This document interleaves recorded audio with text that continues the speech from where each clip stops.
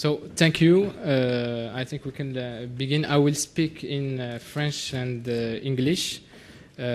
French also for our audience that understand more French, and I will also give you some questions in English. I think you all have your translators. Bonjour à tous. On vous remercie d'être présents parmi nous. Donc pour la deuxième année consécutive, nous allons parler durant ce forum MEDays du nucléaire. Donc l'année dernière, nous avions plutôt parlé de l'industrie nucléaire et des risques de l'industrie nucléaire. Donc cette année, nous allons parler, après le grave accident de Fukushima, du nucléaire après post-Fukushima. To begin, I will present you our speakers. Donc très rapidement, je vais vous présenter les speakers qui sont à partir de ma gauche. Donc à ma gauche, j'ai Madame Martina Krüeger. Martina Krüeger est chef de la division climat et énergie de Greenpeace Nordic. She is head of climate and energy division of Greenpeace in Nordic.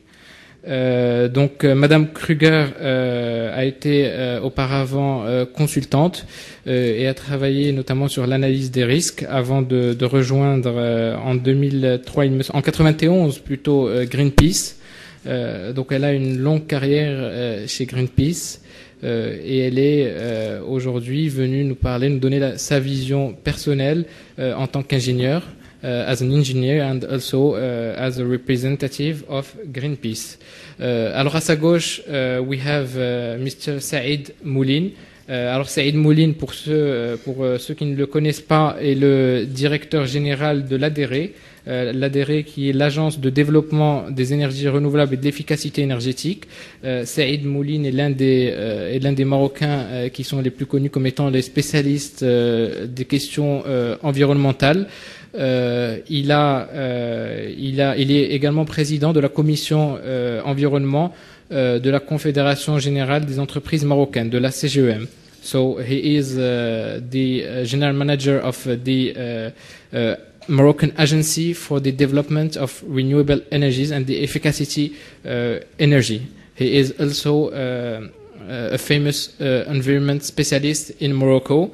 Alors à sa gauche, nous avons le docteur Micklinghoff, qui est d'abord ancien vice-président de ION, de l'entreprise allemande ION. Il dirigeait entre autres le département nucléaire. Donc, enfin, il a fait un certain nombre de recherches dans sa carrière sur les questions notamment liées au nucléaire. Il nous donnera un peu son point de vue en tant qu'énergéticien ayant pratiqué la gestion dans le secteur du nucléaire. On parlera également peut-être avec lui de la décision de l'Allemagne de se retirer du nucléaire. So he will give us his point of view as an energetician. Il a eu as a top manager of a famous company on the nuclear sector, and also we will certainly ask him about the new strategy of Germany to retire from the nuclear. Alors à sa gauche, nous avons avec lui le docteur Hisham Khatib. Hisham Khatib, qui était wazir jordani, qui était ministre jordanien de la planification, qui a été ministre de l'eau, de l'irrigation et des ressources énergétiques et minérales. Donc il a eu une très très longue carrière, long career in Jordan as a minister of energy, pendant plusieurs années.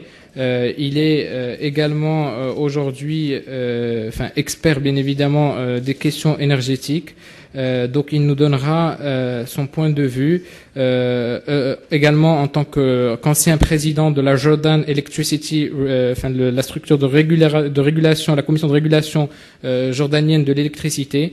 Donc il a eu un certain nombre de postes, notamment en tant que vice-président honoraire de la World Energy Council. So il a eu des postes au niveau des institutions internationales, au niveau régulatoire et également, bien évidemment, en tant que ministre. Donc nous pensons qu'il va nous donner un point de vue à la fois politique, institutionnel, mais bien évidemment en tant qu'expert énergétique. So thank you for being here. À sa gauche, at his left, we have Mr. Hiroshi Ujita, qui est un éminent professeur de Tokyo Institute of Technology, Department of Nuclear. As we are going to speak about nuclear after Fukushima, and as he is an eminent professor on the nuclear sector, he will give us his point of view. And it's important for us to have a representative also of, we can say, of Japan to give us his advice about the nuclear sector. Et puis, à sa gauche, enfin, nous avons avec nous Monsieur Ulrich Benterbusch, Monsieur Ulrich Benterbusch, qui est directeur à l'Agence internationale de l'énergie, donc qui est en charge Directorate of Global Energy. Donc, bien évidemment, enfin, vous connaissez tous l'Agence internationale de l'énergie, the International Energy Agency. Il nous donnera sa vision du développement de la demande énergétique, du mix énergétique.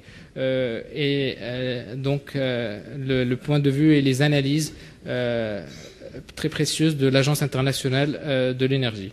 So again, thank you for being here with us in Tangier for the 4th edition of the forum MEDays. Pour démarrer, ce que je vous propose, c'est que chaque intervenant parmi nous va nous donner pendant 5 minutes un peu son point de vue du sujet d'aujourd'hui. Ensuite, je vais faire pendant tout au plus une demi-heure, 30 minutes, quelques questions-réponses avec nos speakers pour ensuite vous ouvrir pendant une petite demi-heure pour ouvrir à la salle les questions-réponses. Donc, on compte sur vous pour interloquer nos speakers.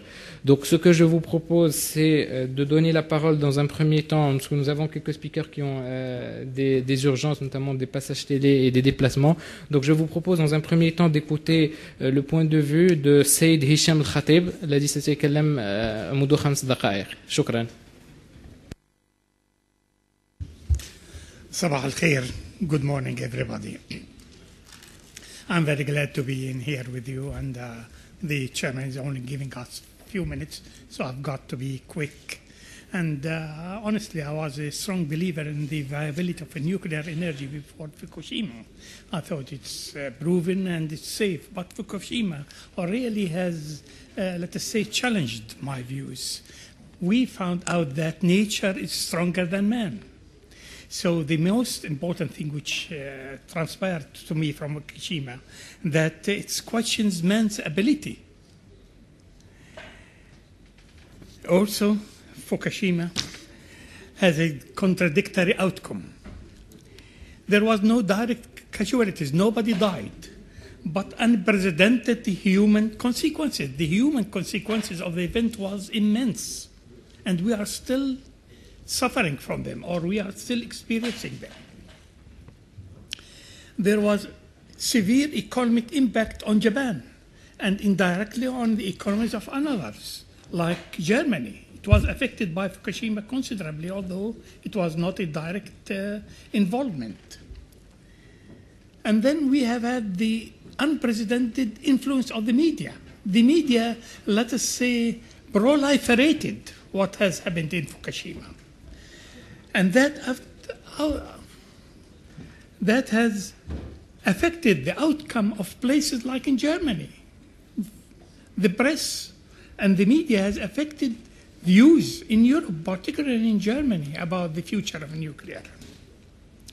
So there is need for a public support for any future nuclear endeavors. Public support is essential. Without public support, you can build no more nuclears. And that is the case in Europe more than anywhere else.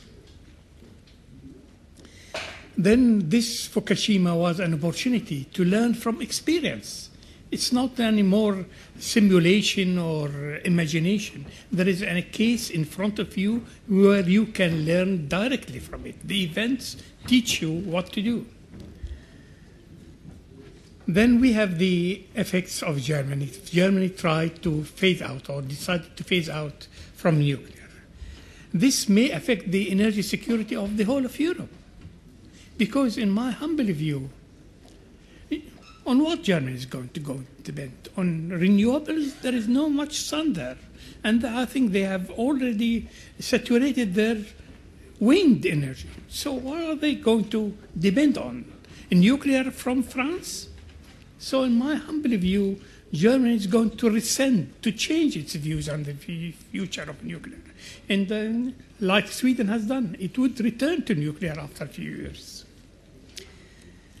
If that doesn't happen, all future heavy industries would move into the developing world, into China, into India, and all that, because that's where energy is still cheap and nuclear is still available.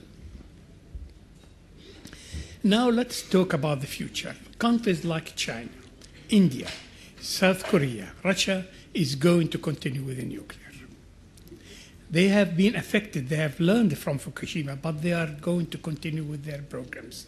They are going to build a nuclear power station in the future as they have done in the past. But there is going to be more stringent regulations. And correspondingly, the price of nuclear is going to become more expensive. And there is need for new governance. Fully independent regulators who are not reporting to the Prime Minister or to the government. They should be fully independent. And decisions should be made at the level of the plant management. In Japan, the decisions have been made on the chairman of the utility, on the Prime Minister level. That is not the case in power plants. I've run power plants for many years. Decisions should be done by the plant manager and not by politicians. This is a main thing to learn from Fukushima. I think, Chairman, I'll stop in here to allow my colleagues here to continue. But I think that's the main lessons we have learned from Fukushima event. Thank you.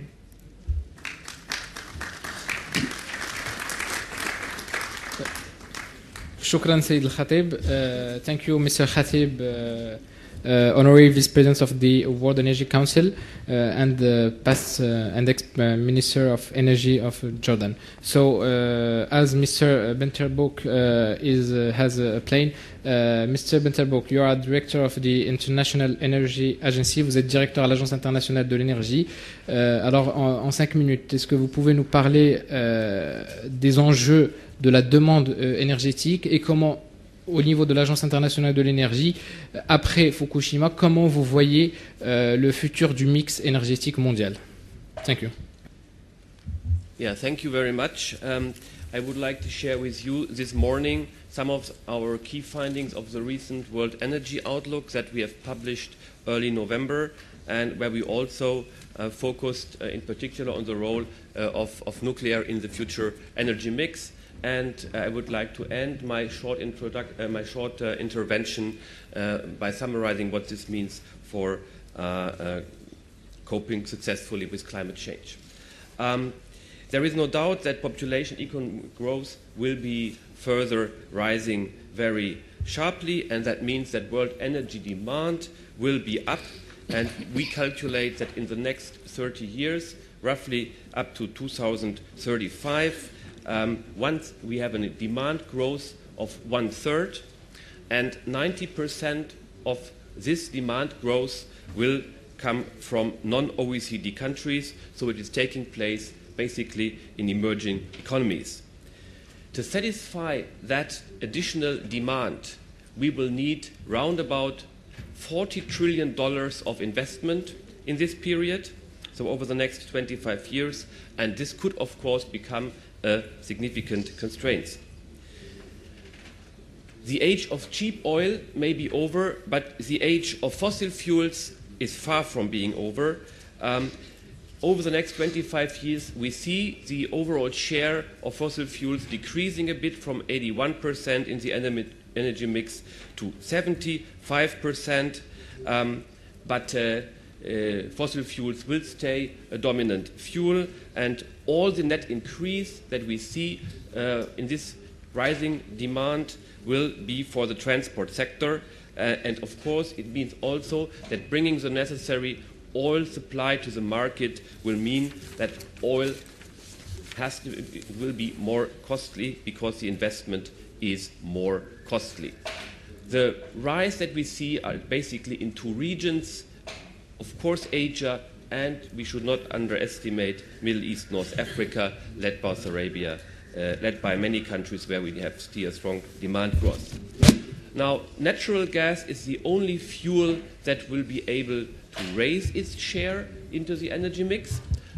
We have already analyzed a special chapter and published it in early March.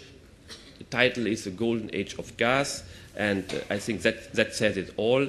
And in this context, I should mention that Russia, of course, will be the main profiteur of this high demand, but of course also others.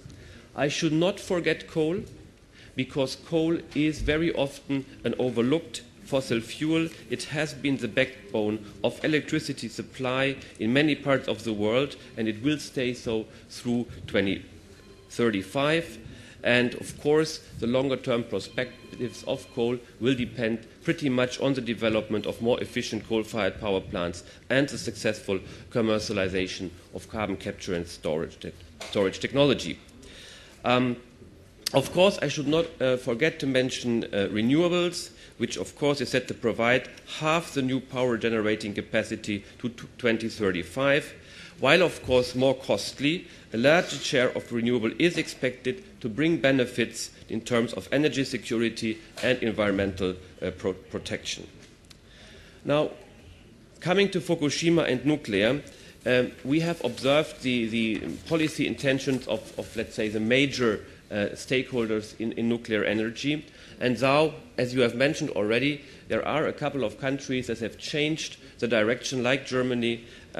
We don't see overall a change in the direction. So those countries who are and have been committed to invest in nuclear energy are likely to stay on track. Nevertheless, we have analyzed what we call a low-case nuclear scenario, assuming that a bunch of countries, a range of countries, will change their policies, and the result should not surprise you. If that happens, then the question of coping successfully with climate change and limiting global temperature rise to 2 degrees will become more costly, as energy is becoming then more costly, and of course it will take also more time. And it will, and that's very important, be accompanied by higher energy insecurity. In sum, if we take the policies into account that countries have pledged to implement after Copenhagen, we can see change, but the change is just not fast enough.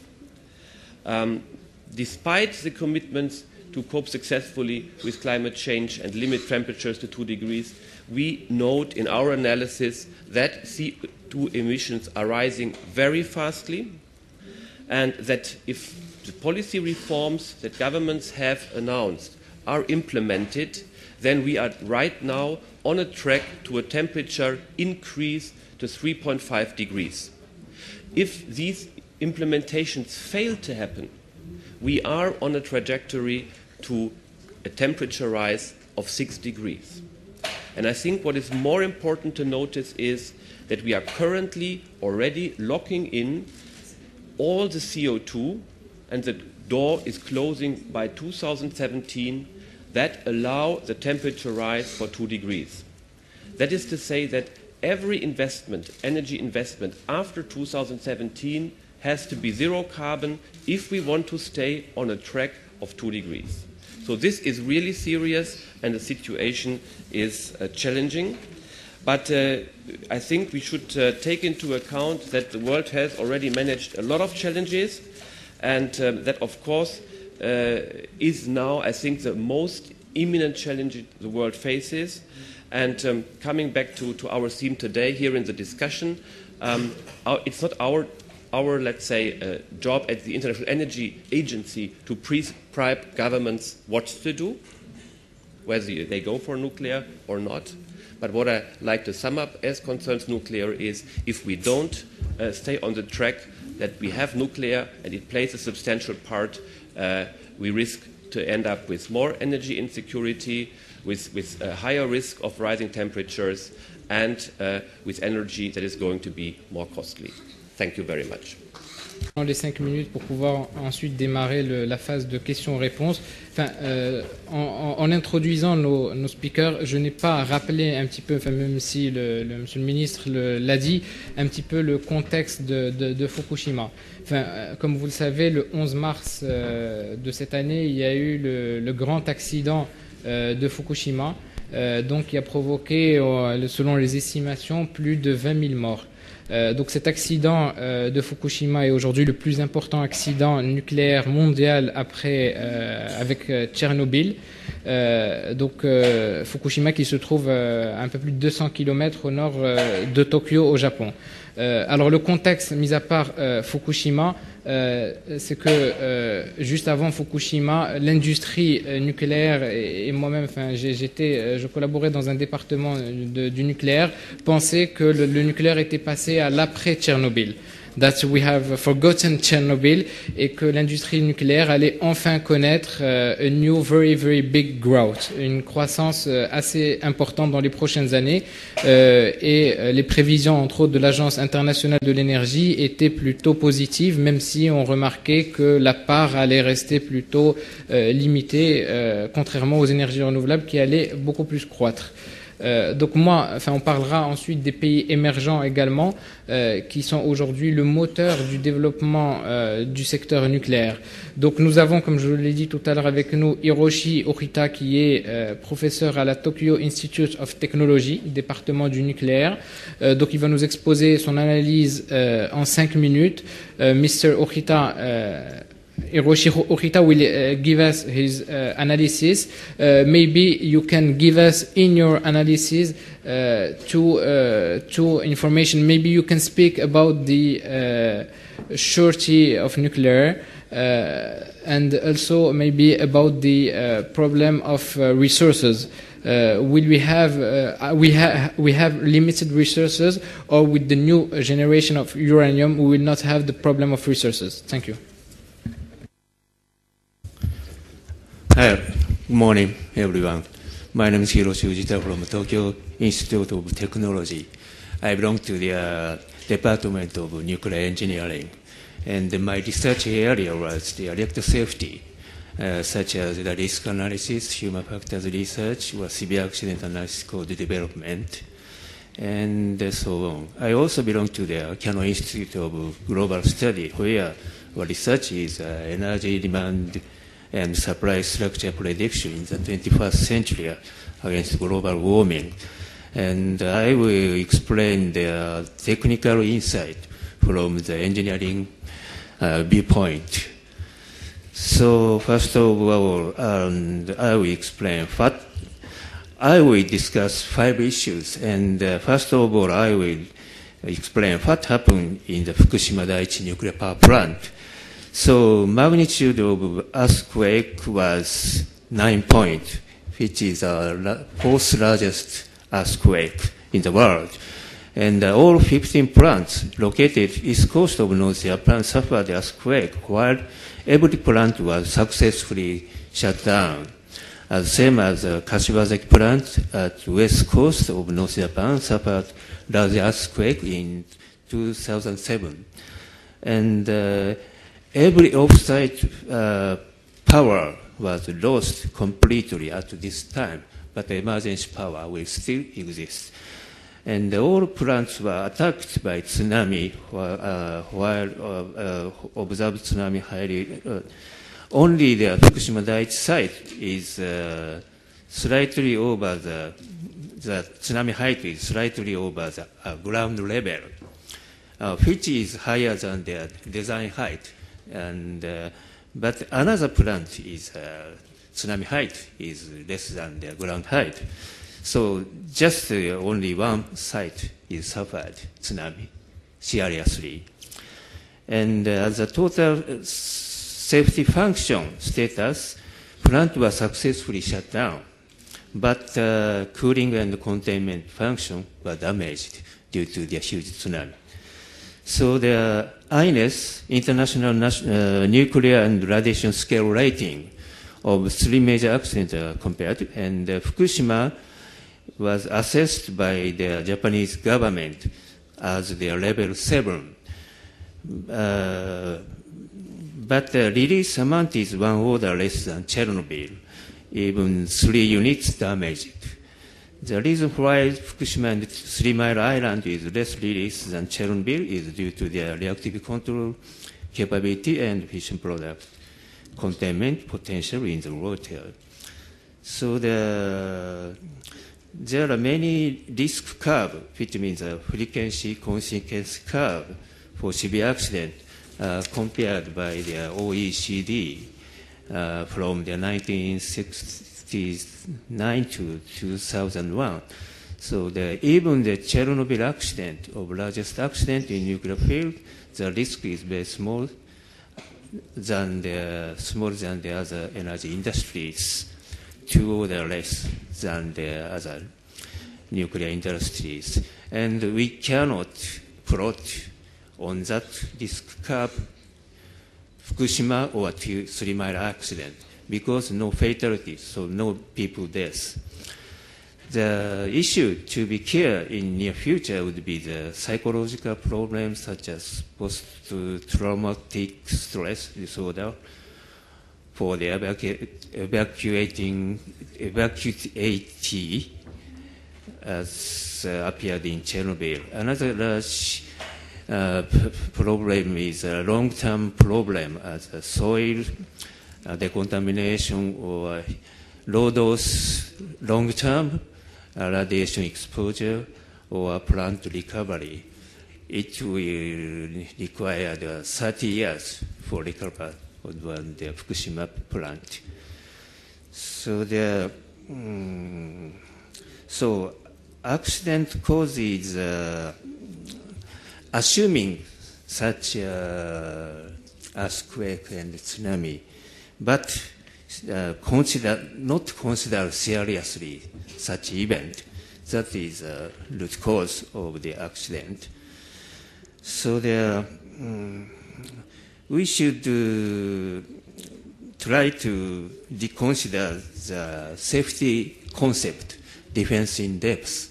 Defense in depth is the most important concept for their safety. Every kind of industries defense in depth is most important concept, and we should reconsider. And it's okay.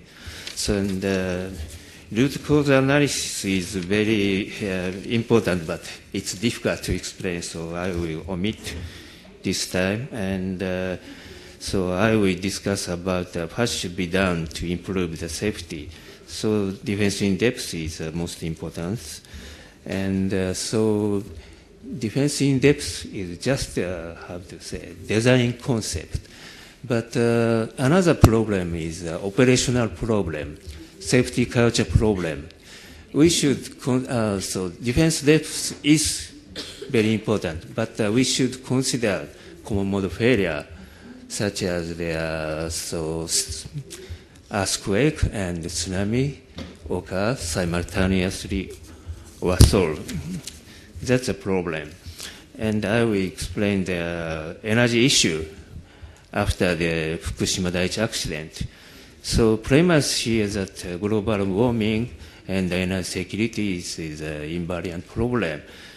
So long-term energy demand and supply simulation to minimize the total energy system cost was conducted for energy production during 21st century in the world. So they are taking the effort for energy saving as major premise, carbon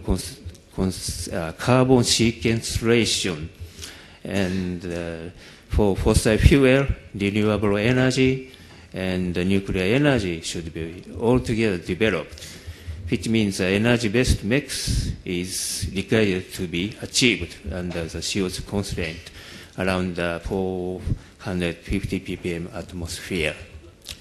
Time? 2 minutes. It's